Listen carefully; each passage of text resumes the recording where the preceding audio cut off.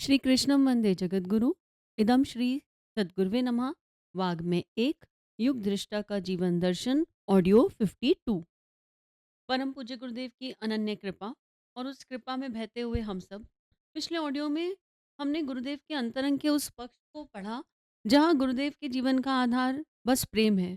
एक तरफ गुरुदेव ने वैज्ञानिक अध्यात्मवाद बताया, एक तरफ गुरुदेव ने पंचकोश जागरण कुंडलिनी जागरण की बात की, फिर एक तरफ ये भी बताया कि गुरुदेव ने ये सारी साधनाएं सबके लिए अखंड ज्योति के माध्यम से सहज उपलब्ध करी। लेकिन ये समझ में आया कि अभी सर्वसाधारण उसको स्वीकार नहीं कर सकता। जैसे नर्सरी के बच्चे को स्टैंडिंग लाइन, स्लीपिंग लाइन ही देनी पड़ती हैं, उसे डायरेक्ट ए फॉर एप्पल नहीं सिखाया जा सकता। इसी तरह कुछ साधनाएँ ऐसी हैं जो हम नियमितता से करें और चलते चलें गुरु के आदेश को सर्वोपरि मानकर, तो अपने आप सहज अंतःकरण में प्रकट हो जाती हैं। फिर भी गुरुदेव ने कहा हम किसी से कुछ छुपाना नहीं चाहते हैं। आप नियमितता से चलते रहें तो सब आएगा। फिर अपनी साधना के आधार को गुरुदेव ने प्रेम भावना बताया। गुरुदेव ने कहा कि उपासना में प्रेम भावना का जब समावेश होता है तो ही उपासना पूर्णता को प्राप्त हो सकती है। और प्रेम की परिणति एक ही है, मांगना कुछ नहीं, देना सब कुछ। गुरुदेव और दादा गुरुदेव के संबंध की दिव्यता को भी हमने जाना और समझा। और इस अमृत को आगे पढ़ते हैं। गुरुदेव अपने शेष जीवन का कार्यक्रम और उसका प्रयोजन हमें बता रहे हैं। हमारे गायत्री महापुरुष चरणों की श्रृंखला तपश्चर्या प्रारंभ हुई और वह लगातार 24 वर्ष तक यथाक्रम चलती रही। इसका प्रयोजन व्यक्तित्व को ऐसा निर्मल, प्रखर एवं सशक्त बनाना था जिसके आधार पर कुछ महत्वपूर्ण कार्य अभिष्ट उद्देश्य की पूर्ति के लिए कर सकना संभव हो सके। आंतरिक मलिनता और दुर्बलता ही जीवन को निस्तेज, निष्क्रिय और निरर्थक बनाती है। उसका निराकरण तपश्चर्या से होता है। बलवान बनने के इच्छुक व्यायामशाला में, विद्वान बनने के इच्छुक पाठशाला में, उपार्जन के इच्छुक कृषि, उद्योग, व्यवसाय, कला कौशल आदि में मनोयोग पूर्वक कठोर श्रम साधना करते हैं। हर दिशा में सफलता और प्रगति की उपलब्धि कठोर साधना पर निर्भर रही है। आध्यात्मिक प्रगति के लिए भी वही सिद्धांत लागू होता है। सृष्टि के आदि से लेकर अद्यावधि प्रत्येक आत्मबल संपन्न को तपश्चर्या का ही अवलंबन लेना पड़ा है। देव शक्तियों के वरदान अनुनय विनय अथवा यत किंचित कर्मकांड मात्र से नहीं मिल जाते। साधक को अपनी पात्रता सिद्ध करनी होती है। उपासना के साथ साधना का समन्वय करना पड़ता है। तपश्चर्या हर प्रगतिशील और महत्वाकांक्षी के लिए अनिवार्यता आवश्यक है। इससे बचकर सरलतापूर्वक किसी के वरदान, आशीर्वाद मात्र से कुछ महत्वपूर्ण कही जा सकने वाली उपलब्धि मिल सकना असंभव है। यह तथ्य हमें किशोर अवस्था के आरंभ में ही समझा दिया गया था और बिना भटके, बिना समय गवाए अपने पथ प्रदर्शक के संरक्षण में गायत्री महामंत्र के साथ अभिष्ट तपश्चर्या को सम्मिलित कर आत्मबल संपादित करने के पथ पर चल पड़ने का क्रम बन गया और वह यथावत 24 वर्ष तक चलता रहा। इतनी महत्वपूर्ण बात गुरुदेव कह रहे हैं। एक ही सिद्धांत है, गुरु का कहना मानो। हम अपने गुरु का कितना कहना मानते हैं? बस यही आत्मिक कल्याण का मूल मंत्र है। यूं उपासना का सामान्य क्रम अभी भी जारी है, पर उस 24 वर्ष की विशिष्ट तपश्चर्या का ही प्रभाव था कि लोक मंगल के नवनिर्माण के महान प्रयोजन में अपना कुछ महत्वपूर्ण योगदान संभव हो सका। पिछले 20 वर्षों में जितना रचनात्मक कार्य आध्यात्मिकता के आधार पर जन जागरण की दिशा में संभव हो सका, उसे अद्भुत और अनुपम ही कहा जा सकता है। आज उसका मूल्यांकन कठिन है। कुछ दिन बाद जब अपने मिशन के कार्य और परिणाम का लेखा जोखा तैयार किया जाएगा, तो यह एक चमत्कार ही लगेगा कि एक साधनहीन व्यक्ति के प्रयास इतने स्वल्प काल में इतने व्यापक और इतने विशाल परिणाम उत्पन्न कर सकते हैं। कार्यों की गणना और उनकी व्यापकता एवं सफलता का उल्लेख करना यहाँ निरर्थक है। एक शब्द में इतना ही कहा जा सकता है कि अपने ढंग की यह अनोखी एवं अद्भुत प्रक्रिया चिरकाल तक अविस्मरणीय बनी रहेगी। नवनिर्माण के बहुमुखी कार्यक्रम को एक ऐतिहासिक और सफल अभियान गिना जाता है। इस प्रगति में आदि से अंत तक का सारा श्रेय उस तप साधना को है जिसे हमने अति निष्ठापूर्वक संपन्न किया और अपने मार्गदर्शक की पूंजी का अनुदान मिलाकर उसे एक महत्तम सामर्थ्य के रूप में उपलब्ध एवं प्रयुक्त किया। तप की महत्ता बहुत है। इस संसार में जो कुछ महत्वपूर्ण हो रहा है वस्तुतः उसके पीछे तपश्चर्या की ही शक्ति सन्निहित रहती है।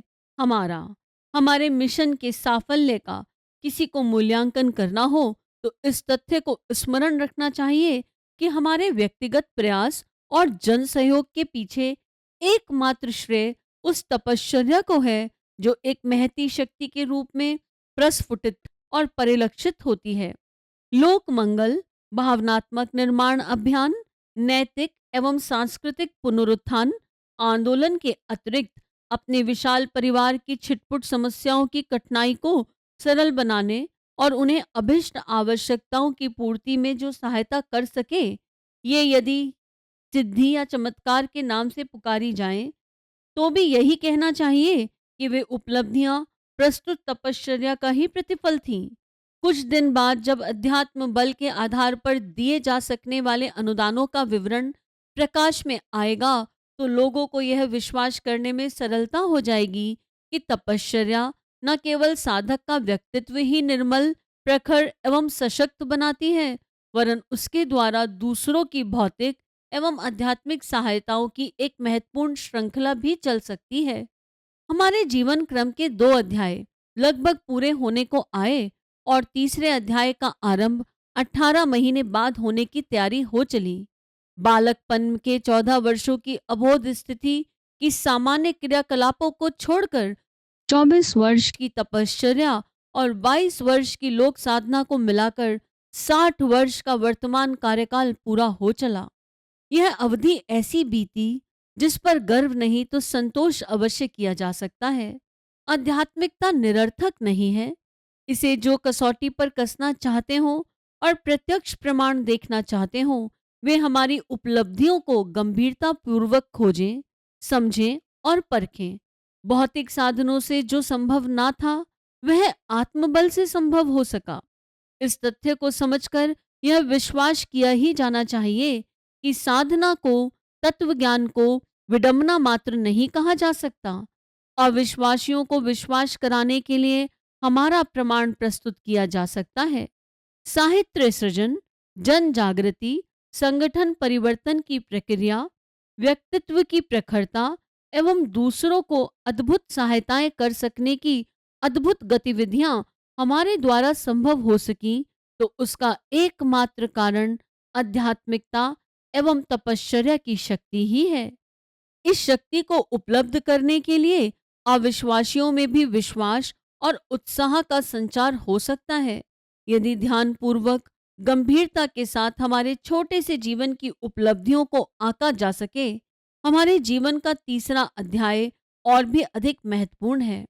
यह प्रयोग का अंतिम चरण है। इसके 3 प्रयोजन हैं और सभी एक से एक अधिक महत्वपूर्ण एवं आवश्यक कहे जा सकते हैं। इनकी चर्चा नीचे कर रहे हैं। हम इन 3 प्रयोजनों की चर्चा करें गुरुदेव के साथ और उन्हें समझें। उसके पहले हमको ये जान लेना है कि परम पूज्य गुरुदेव ने उपासना में भावना को महत्व दिया और तप को इस संसार की सबसे अद्भुत और महत्वपूर्ण शक्ति बताया। तप का अर्थ खाली जीभ से मंत्र घुमाना नहीं है। तो हमारे लिए तप की डेफिनेशन क्या है? आपके तप की डेफिनेशन, आपके लिए साधना की डेफिनेशन क्या है? उसको ज़रूर हमसे साझा कीजिए ताकि सबका, जब आप कमेंट्स में कुछ लिखते हैं और लोग पढ़ते हैं तो उनको भी कंट्रीब्यूशन मिलता है और इस ऊर्जा को जन जन तक पहुंचाने में साथ दीजिए। तप की और साधना की एक ही परिभाषा यहाँ अनुभव में आई है, विचारों और भावनाओं की सतत चौकीदारी, प्रेम के सिवा और गुरु वाक्य ब्रह्म वाक्य के सिवा जीवन में कहीं कुछ घटना घटित ना हो जाए। तो अब इसी क्रम में इसको हम 3 हिस्सों में पढ़ने का प्रयास करेंगे। आज हम पहली भावना पर चर्चा करते हैं। गुरुदेव के आगामी जीवन में जो 3 आवश्यक कार्य हैं उसमें पहला है जनमानस का जागरण और समर्थ नेतृत्व का उदय। दूसरा है अध्यात्मवाद के विज्ञान पक्ष का प्रत्यक्षीकरण और तीसरा है परिजनों से ऋण मुक्ति। ये 3 अध्याय हैं। इनमें से आज हम पहला अध्याय पढ़ने जा रहे हैं। जनमानस का जागरण और समर्थ नेतृत्व का उदय। भारतीय अध्यात्मवाद का ज्ञान पक्ष तो देखने सुनने को मिलता है, पर विज्ञान पक्ष तो एक प्रकार से लुप्त ही हो गया है। कथा प्रवचनों, आयोजनों, सम्मेलनों अथवा धर्म साहित्य के माध्यम से हमें ज्ञान पक्ष की यत्किंचित जानकारी मिलती रहती है। यह विचार संशोधन की दृष्टि से उत्तम है। इसमें दोष दुर्गुणों को छोड़ने और सज्जनोचित गतिविधियां अपनाने में सहायता मिलती है। इस पक्ष का भी अपना स्थान है, पर महत्वपूर्ण प्रयोजन केवल विचार मात्र से संभव नहीं हो सकते। उनके लिए आवश्यक शक्ति चाहिए। सांसारिक प्रयोजनों में धन बल, तन बल, बुद्धि बल, जन बल एवं अभिष्ट परिस्थितियों तथा उपकरणों की आवश्यकता पड़ती है। केवल सोचने या जानने भर से कोई प्रगति या उपलब्धि संभव नहीं होती। सूक्ष्म जगत को, जनमानस को प्रभावित करने एवं आपत्तियों में प्रतिकूलताओं को सुविधाओं तथा अनुकूलताओं में बदलने के लिए प्रचंड आत्मबल चाहिए और उसे तपश्चर्या के अखाड़े में पाया व बढ़ाया जा सकता है।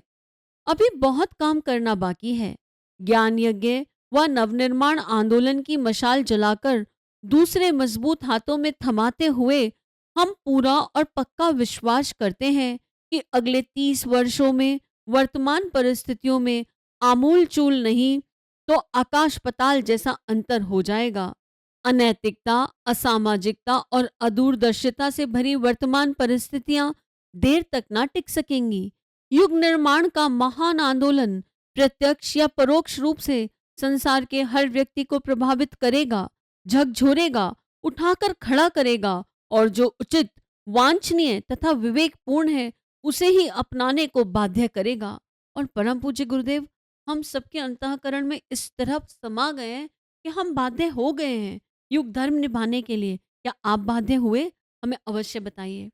सन 2000 से वह सब कुछ दिखने लगेगा जिसके अनुसार युग परिवर्तन का प्रत्यक्ष अनुभव किया जा सकेगा। और हम इस वाग्मय को अब सन 2026 में पढ़ रहे हैं।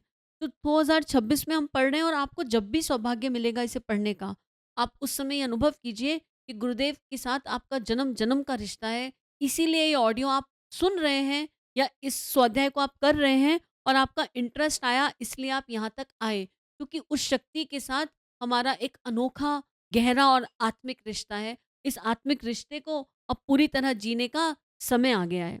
इस बीच महती घटनाएं घटेंगी, भारी संघर्ष होंगे, पाप बढ़ेगा और प्रतिक्रिया नए सिरे से सोचने और नई रीति नीति अपनाने के लिए जन साधारण को विवश करेगी।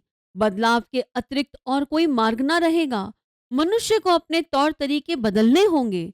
युग निर्माण की वर्तमान चिंगारियां विश्वव्यापी दावानल की तरह प्रचंड होंगी और उनमें आज की अनीति एवं अवांछनीयताएं जल बलकर होलिका दहन की तरह नष्ट हो जाएंगी।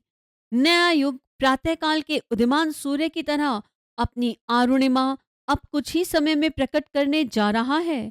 एक अभिनव आंदोलन को जन्म देकर, उसमें गति भरकर, उस मोर्चे की कमान मजबूत योद्धाओं के हाथ में सौंपकर हम जा रहे हैं।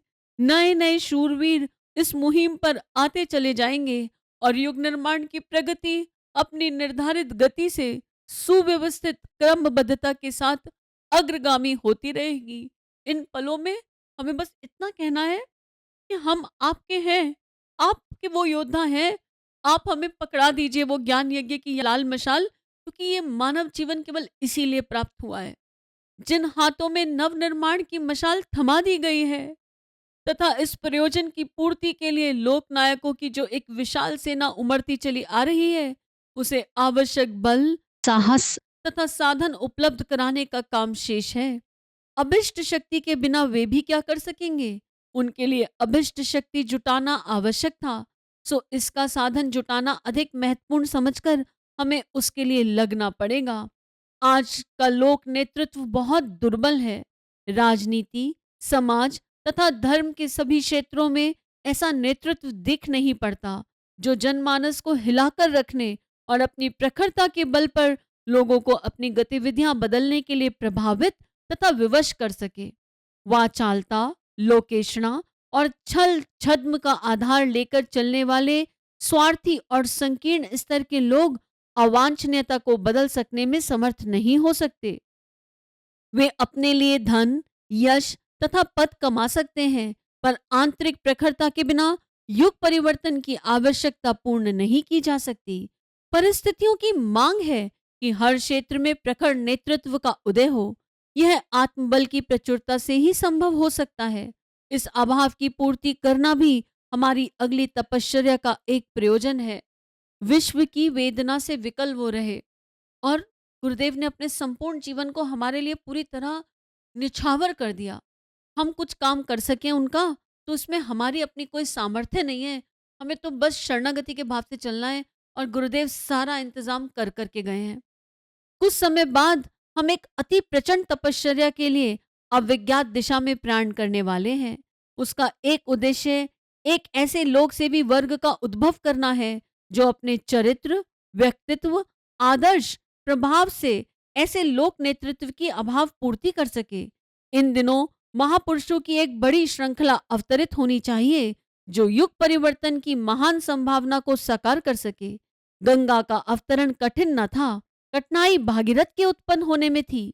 मनुष्य महान है, यदि उसमें महानता की अभिष्ट मात्रा प्रकट हो सके तो वह सच्चे अर्थों में भगवान का पुत्र एवं प्रतिनिधि सिद्ध हो सकता है। अगले दिनों ऐसे भागीरथों की आवश्यकता पड़ेगी जो संसार का कायाकल्प करने और शांति की सुरसरी का अवतरण संभव बना सकने में समर्थ तथा सफल हो सकें। हमारी आगामी तपश्चर्या का प्रयोजन संसार के हर देश, जनजीवन के प्रत्येक क्षेत्र में भागीरथों का सृजन करना है। उनके लिए अभिष्ट शक्ति सामर्थ्य का साधन जुटाना है। रसद और हथियारों के बिना सेना नहीं लड़ सकती। नवनिर्माण के लिए उदयमान नेतृत्व के लिए पर्दे के पीछे रहकर हम आवश्यक शक्ति तथा परिस्थितियां उत्पन्न करेंगे। अपनी भावी प्रचंड तपश्चर्या द्वारा यह संभव हो सकेगा और कुछ ही दिनों में हर क्षेत्र में, हर दिशा में सुयोग्य लोक सेवक अपना कार्य आश्चर्यजनक कुशलता तथा सफलता के साथ करते दिखाई पड़ेंगे। श्रेय उन्हीं को मिलेगा और मिलना चाहिए। युग निर्माण आंदोलन संस्था नहीं, एक दिशा है। सो अनेक काम लेकर इस प्रयोजन के लिए अनेक संगठनों तथा प्रक्रियाओं का उदय होगा। भावी परिवर्तन का श्रेय युग निर्माण आंदोलन को मिले यह आवश्यक नहीं। अनेक नाम रूप हो सकते हैं और होंगे, उससे कुछ बनता बिगड़ता नहीं। मूल प्रयोजन विवेकशीलता की प्रतिष्ठापना और सत प्रवृत्तियों का अभिवर्धन है। सो हर देश, हर समाज, हर धर्म, हर क्षेत्र में इन तत्वों का समावेश करने के लिए अभिनव नेतृत्व का उदय होना आवश्यक है। हम इस महती आवश्यकता की पूर्ति के लिए अपने शेष जीवन में उग्र तपश्चर्या का सहारा लेंगे। उसका स्थान और स्वरूप क्या होगा, यह तो हमारे पथ प्रदर्शक को बताना है, पर दो प्रयोजनों में से एक उपयुक्त है जिसके लिए हमें सघन जनसंपर्क छोड़कर नीरवता की ओर कदम बढ़ाने पड़ रहे हैं। इतना महत्वपूर्ण है ये। एक भाव यहाँ कहना जरूर चाहूंगी कि आप सोचिए, परम पूज्य गुरुदेव ने जिस युग निर्माण परिवार की स्थापना करी वो उसके लिए भी लोकेशणा की एनर्जी पर नहीं है। गुरुदेव अपने एग्जाम्पल से ऐसे दिव्य उदाहरण सेट करके गए हैं कि युग निर्माण का श्रेय किसी को भी मिल सकता है, किसी भी व्यक्ति को, किसी भी धर्म को, किसी भी इंसान को, कोई अंतर नहीं पड़ता। क्योंकि मूल काम क्या है? मूल काम यह है कि युग निर्माण तो होना ही है। उसका मूल एनर्जी है विवेकशीलता की प्रतिष्ठापना और सत प्रवृत्तियों के का संवर्धन। तो हम ये देख लें कि हम जाति वंश के आधार पर तो काम नहीं कर रहे हैं। हम अपने जो काम देहों से हो रहा है उन कामों की ओनरशिप लेकर तो नहीं बैठे। हमारे महाकाल सब कुछ कर चुके हैं। हमें क्या करना है? बस जैसे ग्वाल बाल लाठी लेकर खड़े हो गए, हमें बस वो युग निर्माण की मशाल को हाथ में लेकर के खड़ा होना है। उसमें वजन भी फील नहीं होगा। तो आप अपने क्षेत्र में क्या कार्य कर रहे हैं, और अगर नहीं कर रहे तो क्या इस सब को सुनकर अंदर जागृति हो रही है? ये सारी भावनाएं हमसे जरूर साझा कीजिए। परम पूज्य गुरुदेव की इस लेखनी को, उनके इस दिव्य जीवन चरित्र को जन जन तक ले जाने में सहायता कीजिए। सभी अपना ध्यान रखिए। 21वीं सदी उज्जवल भविष्य। भारत माता की जय। वंदे मातरम। वंदे। सभी को प्रणाम। वाग्वे अर्थात शब्द, विचार, भावनाओं का दिव्य देव संग्रह परम पूज्य गुरुदेव युग दृष्टा की इस धरोहर को ऑडियो रूप में सुनने के लिए चैनल को सब्सक्राइब करें, वीडियो को लाइक करें, नोटिफिकेशन ऑन करें, गुरुवाणी जन जन तक पहुंचाएं। जय महाकाल। हृदय से आभार।